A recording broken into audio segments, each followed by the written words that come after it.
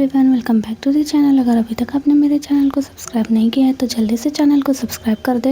Episode 3 की शुरुआत में निशिंगवा अपने प्रोफेसर के ऑफिस आ जाती है। फिर वो अंदर आती है तो वो वहाँ पर जांगशु को देखती है। दोनों एक दूसरे को देखकर हैरान रह जाते हैं। इसे देखकर जांगशु जाने लगता है तो प्रोफेसर उसे रोक लेते हैं। निशिंगवा टीचर से कहती है कि मैं अपने थीसिस लेने के लिए आई हूँ। प्रोफेसर निशिंगवा का थीसिस देखते हैं और उसे कहने लगते हैं कि ये उन्हें बिल्कुल पसंद नहीं आया है और वो जांगशु के सामने ही निशिंगवा को बहुत बुरा भला कह रहे होते हैं। जांगशु प्रोफेसर को रोककर निशिंगवा की साइड लेने लगता है तो निशिंगवा उसकी साइड लेने के लिए मना करती है तो प्रोफेसर उसे इस बात पर भी गुस्सा करने लगते हैं। कहते हैं कि ये कैसा एटीट्यूड है तुम्हारा, और उस पर गुस्सा करते हुए उसके थीसिस को ठीक करने के लिए कहते हैं। प्रोफेसर उसे अपने थीसिस दे देते हैं और यहाँ से जाने के लिए कह देते हैं। यहाँ पर निशिंगवा को बहुत एम्बेरेस फील होता है। वो अपने थीसिस ले लेती है और यहाँ से चली जाती है।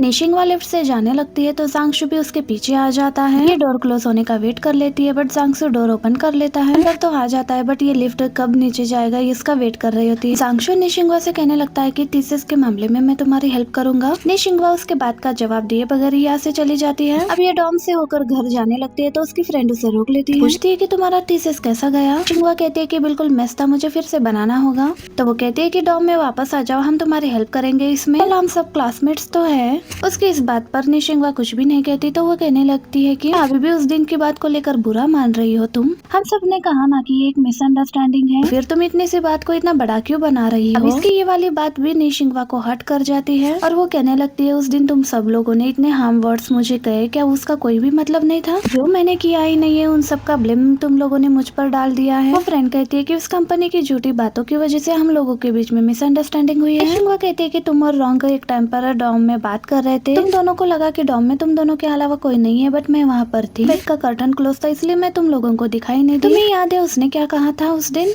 उसने कहा कि मैं जांगशु को उससे छीन लेना चाहती हूँ और ये भी कहने लगी थी कि मैं बहुत ही परफेक्ट हूँ और मेरी वेल्दी फैमिली है और सब कुछ मेरा बैकग्राउंड अच्छा है। अगर जांगशु को वो पसंद आ जाए तो क्या वो इस अपॉर्चुनिटी को खो देगा? जांगशु भी ऐसा बिल्कुल नहीं करेगा। मैंने तो ऑलरेडी जांगशु को कन्फेस्ट कर ही दिया था। रॉन्ग और तुम दोनों मुझसे जलते हो इसलिए तुम लोगों ने मेरे साथ ये सब कुछ किया ना। ये कहकर निशिंगवा यहाँ से चली जाती है। नेक्स्ट मॉर्निंग निशिंगवा अपने कजन के साथ बैठी होती है घर पर और वो उससे पूछने लगता है कि आखिर ऐसा क्या हुआ है कि जो तुम अब हॉस्टल नहीं जाती हो, रहकर स्टडी कर रही हो। निशिंगवा कहती है कि तुम्हारा भी एग्जाम आने वाला है तो तुम अपने स्टडी पर फोकस करो ना कि मुझे मेरे प्रॉब्लम्स पर। वो कहता है कि मैं तुम्हारे लिए वरीड हूँ, प्लीज बताओ क्या हुआ है। मैं निशिंगवा को एक कॉल आती है। वो कहती है कि ये तो डॉम से है हमारे, अब इस वक्त मुझे कौन कॉल कर रहा होगा। तो उसका भाई कहने लगता है कि क्यों ना तुम कॉल पिक कर लो और देखो कि कौन है। निशिंगवा जैसे ही कॉल आंसर करती है तो सामने से जांगशु की आवाज होती है। निशिंगवा पूछने लगती है कि क्या हुआ है, तुमने मुझे कॉल क्यों किया आखिर। जांगशु कहता है कि मैंने तुम्हें एक ईमेल भेजी है तो तुम अपना ईमेल बॉक्स चेक करना एक बार।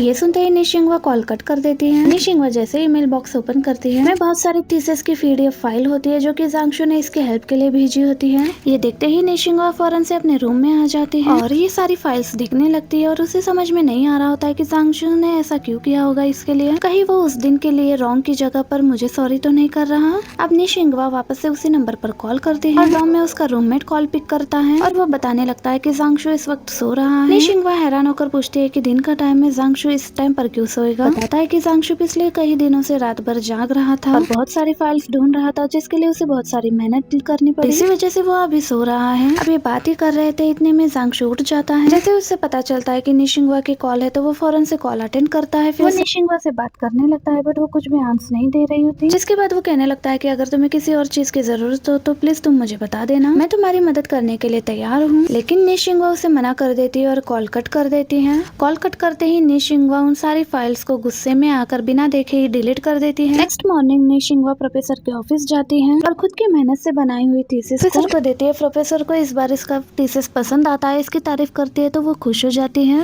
नेक्स्ट मॉर्निंग निशिंगवा अपने ब्रदर के साथ टेस्ट सेंटर जा रही होती है तो रास्ते में इसका भाई बहुत सारी यूनिवर्सिटी को देख रहा होता है और निशिंगवा को भी दिखा रहा होता है। देखकर निशिंगवा कहती है कि ये सारे तो डिफरेंट कंट्रीज में है, हम ट्रैवल भी कर सकते हैं ऐसे करके। इसकी ये बातें सुनकर निशिंगवा तो परेशान हो जाती है। निशिंगवा से कहने लगता है कि ये मेरा ट्रीट होगा इस टाइम पर, आगे स्टडीज के लिए अब्रॉड चलते हैं, हम ट्रैवल करते हुए हमारे लिए अच्छी यूनिवर्सिटी सिलेक्ट कर सकते हैं। अगर तुम मेरे साथ नहीं चलोगी तो मेरे पेरेंट्स मुझे अब्रॉड स्टडी के लिए अकेले नहीं भेजेंगे, बिना तुम्हारे मैं भी नहीं जा सकता, प्लीज तुम मेरे साथ चलो अब्रॉड स्टडीज के लिए। शिंगवा कहती है कि अच्छे से रिक्वेस्ट करो तुम मुझसे पहले। उसके बाद वो निशिंगवा से बहुत अच्छे से रिक्वेस्ट कर रहा होता है। वो अपने सिस्टर से बहुत ही ज्यादा अटैच्ड होता है। कहता है कि तुम्हारे साथ होता हो तो मैं बहुत ज्यादा एंजॉय कर सकता हूँ और मुझे बहुत सारा नॉलेज भी मिल जाता है। आगे टेस्ट सेंटर पहुँचने के बाद जियांग रोई बार बार इधर उधर देख रहा होता है तो निशिंगवा पूछती है कि तुम यहाँ वहाँ क्या देख रहे हो बार बार, क्या तुम किसी को ढूंढ रहे हो यहाँ पर? तो वो बताता है कि मैंने तुम्हारे लिए सरप्राइज अरेंज की है और वो मुझे नजर नहीं आ रहा, बस मैं उसी को ही ढूंढ रहा हूँ यहाँ पर। इतने में टेस्ट स्टार्ट हो जाता है तो जियांग रोई अपना टेस्ट देने के लिए चला जाता है यहाँ से। कहता है कि इधर उधर देखती रहना, हो सकता है कि तुम्हें तुम्हारा सरप्राइज मिल जाए यहाँ पर। और थोड़ी देर में टेस्ट का टाइम ओवर हो जाता है तो इसके टेस्ट देखकर बाहर आते हैं निशिंगवा कहती है कि चलो लंच के लिए चलते हैं। जियांग रोई कहता है कि मैंने तो तुम्हारे लिए सरप्राइज प्लान किया है, उसे बिना लिए कैसे जा सकते हैं। इसके बाद वो फिर से उस रश में जाता है, जिसके बाद उस रश में से वो निशिंगवा का सरप्राइज लेकर आ जाता है। अपने फ्रेंड जांग फी को लेकर आता है, जिसके बाद जियांग रोई निशिंगवा को बताता है कि ये जांगशु का भाई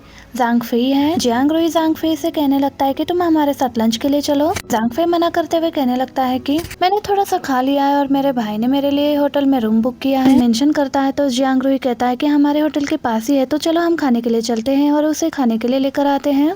जिसके बाद ही आकर लंच करने लगते हैं। जांग फे बताने लगता है कि मेरी तबीयत ठीक नहीं है सुबह से ही। सुनकर निशिंगवा हैरान होकर पूछती है कि क्या तुम डिजी फील कर रहे हो? बट वो कहता है कि अभी नहीं, बट मॉर्निंग एग्जाम के टाइम पर फील कर रहा था। मैं ठीक हूँ, मैं बस एग्जाम का टेंशन ले रहा हूँ कि कैसा गया होगा।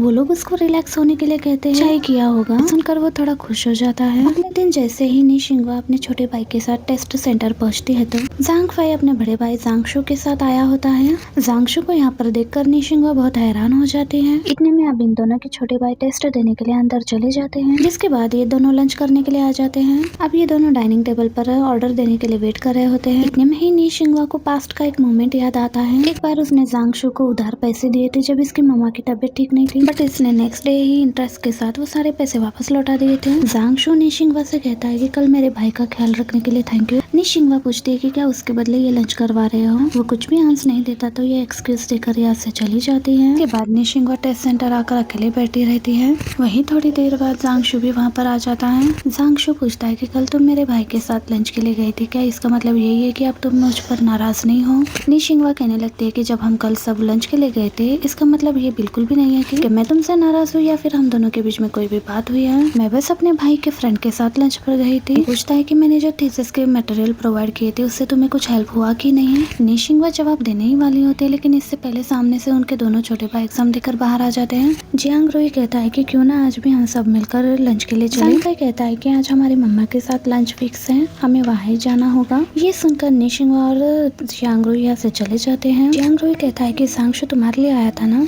निशिंगवा कहती है कि तुम्हें याद है मैंने जांगशु को पैसे दिए थे।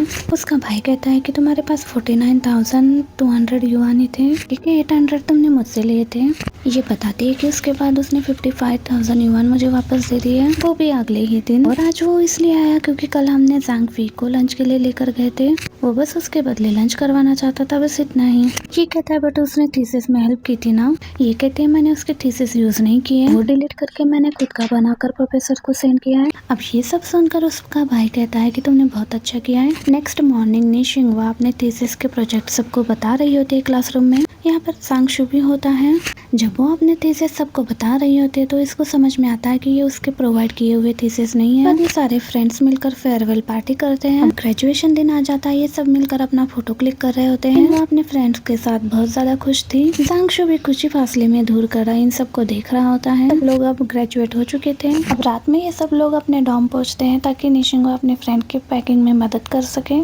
जिसके बाद ये सभी फ्रेंड्स मिलकर अपनी उस फ्रेंड को एयरपोर्ट छोड़ने के लिए आते हैं। सब लोग बहुत ही ज्यादा इमोशनल हो रहे होते हैं। एयरपोर्ट से बाहर आने के बाद सभी फ्रेंड्स डॉर्म वापस जाने के लिए बस पकड़ने लगते हैं, बट बसेस फुल हो चुकी थी और डोर्स भी बंद हो चुके थे। निशिंगवा पीछे ही रह जाती है। बस के जाने के बाद निशिंगवा नेक्स्ट बस की टाइमिंग क्या है ये देखने के लिए सामने नोटिस बोर्ड देख रही होती है। इतने में उसे पीछे से जांगशु की आवाज आ जाती है। वो कहता है कि ये जो गई है वही आखिरी बस थी, अब तुम इस नोटिस बोर्ड को देखना बंद कर दो। एंड इसी मोमेंट पर हमारा ये पार्ट यहीं पर एंड हो जाता है। वीडियो अच्छी लगे तो प्लीज वीडियो को लाइक एंड चैनल को सब्सक्राइब जरूर कीजिएगा। मिलते हैं आपसे इसके नेक्स्ट पार्ट में। Thank you for watching, bye bye.